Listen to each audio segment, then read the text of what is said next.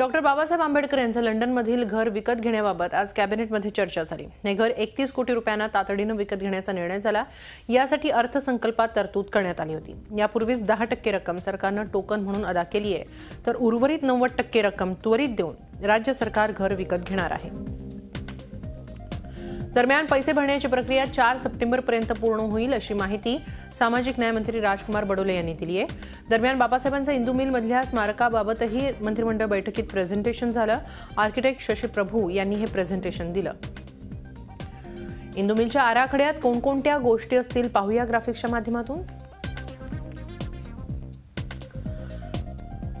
Doctor Babasaheb आंबेडकरांचा 40 फुटी ब्रॉन्झचा पुतळा असेल।